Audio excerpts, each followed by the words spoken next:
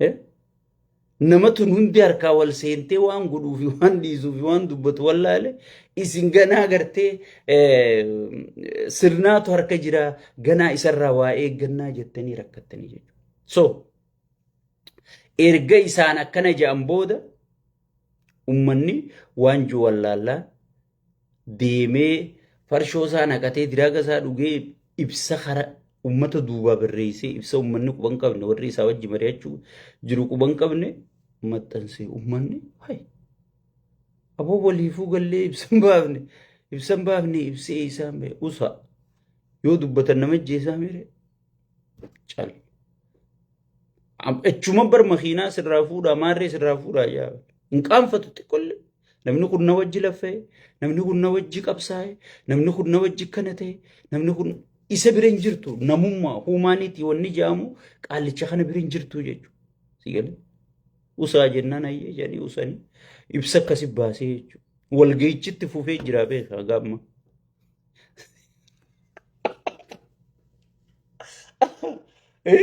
Walga'ii eega ibsa baasan itti fuftu dhageessee ati takka. Sigalee harkaa waliin laaqamtee jirti. So siyaasaa inni duraan akkam godhuu barbaade loluma kanaan jiraachuu barbaade jechuudha. Oggii Oromoo gaddeebe ilma keessanii hiree harkattan tana isin harkaa baasu isiniin lolanii jaan miskiina kiyyaan. Jaanii ilmaan itti ol guuran, sangaatti ol guuran, re'eetti ol guuran akkas ta'e. Lolli abiyyi injifatu kanaa booda lola Tigraay itti irraa booda. Lola tokko yoo itti seene keessaa hungalu. Keessaa hungalu. Nama fannoo injifachuu dadhabe nama woboo injifachuu dadhabe ama torba woboo lolu jiru. Amata sadiif deema fannoo tana deemaa qaqqabaa fidaa jee ama sadiif deema. Kunuumma badee khaleessa waraanni fannoo loluu didee badee yaa'u nam torba sandaafatti. Sigale shan harkaa horee badee lama dhawanii qaban. Sigale. Amma ID hunda nama fattashuu eegalanii jechuun waraanni badu jira jala. Warra badee hunda barbaaduu fi fattashuu jiranii jechuudha. Sadarkaa sanirra jira jechuudha. Game is over. Kana hunda maaltu godhe? Waan hin haasee keessa deemee haasee kan hunda. Namicha dheengadde isin hundi faarsitanii finfinnee inni meekaappii dibatan hunda. Addis Ababa, Addis Ababa, Addis Ababa jee maraataan hundi faarsuu ture.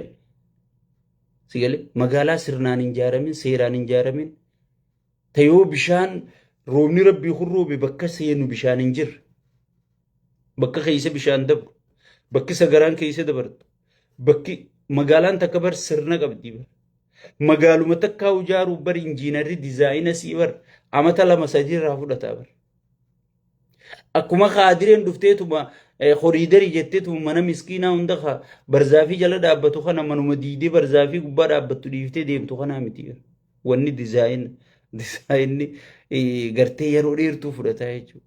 Sigalee kana osoo hin taane wanni inni oofu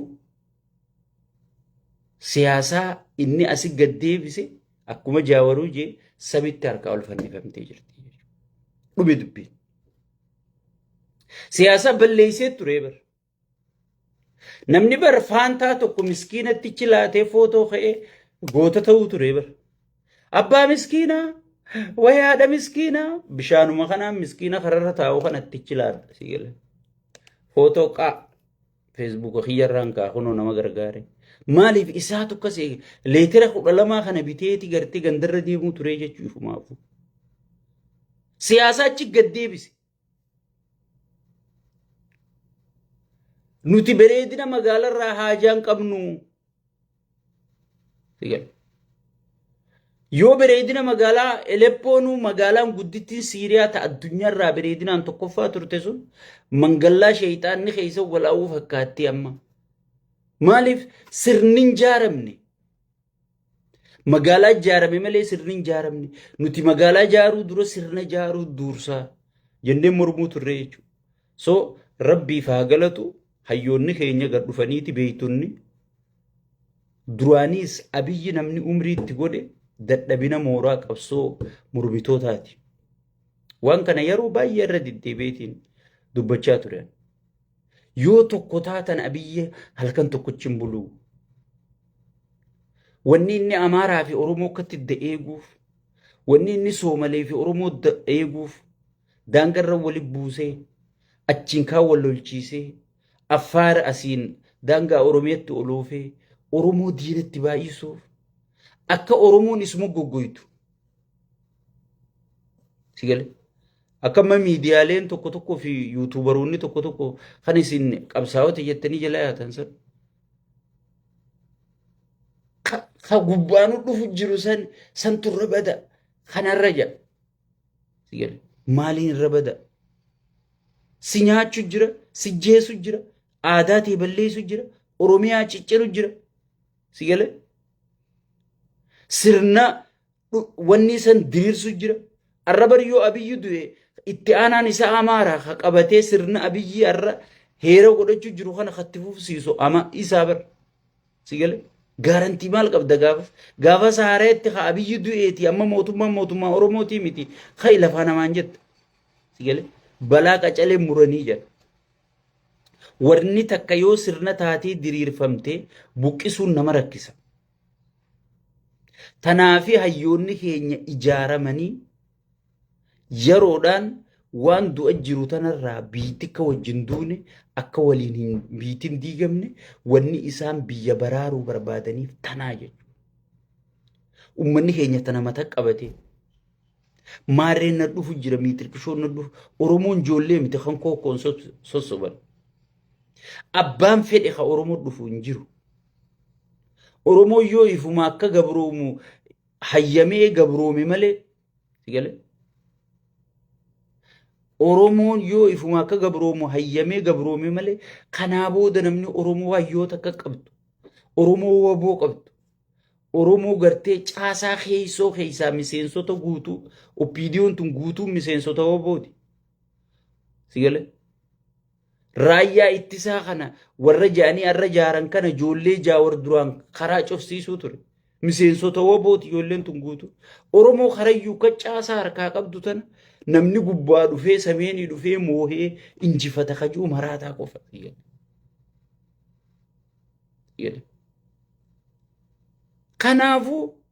Kanaafuu ummanni keenya hayyoota kana jala dhaabbachuun dirqama. Rakkina haasawaa an jiru kana hunda qaallicha duraan ummata tuffatee maal fiddan siinjaa bara afaanii baafate mina amatta yoo gaafii takkaati gaafatte yoo waan kana atirarraa dhaabi jette maal fiddan jechuun turre oppiidiyoon quuftee haga jarri kun hayyoonni kun jaaramee sochii kana eegale ummata keenya dhageeffannaa way ummata keenya wajji dhaabbannaa dargaggoota keenyaa fide qabsoo injifannoo qeeroon fide jechuun eegalle sigale kana caalaa yoo wajji dhaabbatte sirnuma kana ofirraa jijjiirtee sirna sigale sirna teetii barbaaddu lafa gad dhaabbatta jechuudha. Abadan sirni Abiyyi mataa isaatu isaa hun fayyadu. Dhugaan si'u nama biroo fayyaduu dhiisi Abiyyi mataa isaan fayyadu. Kun osoo fayyade maaliif umrii isan dheerisin? Waggaa 7 keessa namni funyaan qabatee waggaa 7 keessa sirnummaan inni fide isumaa nama jibbisiisee namicha addunyaa shawwadee noobeelii fudhate jibbamee arra kophaa ta'ee Ameerikaan bar shaabiyaa amata 37 ignoor goote takkaa dubbisuu dhiifte siiturra wayyaa keessoon kee nagaa si wajjiin nagaa uumaa East Afrikaa kana namni naatas gabbeessu si hijanii Isaayyaas kadhachuu jiranii. Isaayyaas akka funyaan dhaabee deemu jira. So hayyoonni keenya kana caalaa walgeettii miti seeraa fi sirna sabaa sablammii haammatu Oromiyaa gartee Oromoo abbaa qabeenyummaa mataa isaa godhatu daangaa Oromiyaa kabachiisu qopheessitanii roodmaappii bitirra deemuu qabdu gabbaaftanii walgahii qofa osoo hin taane kanaa booda kan isinirraa barbaannu hojiidha jechuudha. Hojiidha jechuudha. Hayyoonni keenyammaas ni godhanii ni godhan. Maaliif? Ummata isaaniitiif kabajaa qabu. Waboon ummata isiitiif kabajaa qabdi. Hayyoonni ummata isaaniitiif kabajaa qaban. Paartii dura ummata duursanii. PP wanni itti khasaarte paartii fi faayidaa fi malee ummata wanni jedhamu isaan keessa hin jirtu jechuudha. Hayyoonni keenya wanni sodaatamaniif hundeen biqilli isaanii dhiiga ummata irraa jechuudha. Faayidaa ummata irratti hundooyti jechuudha. Sigalee.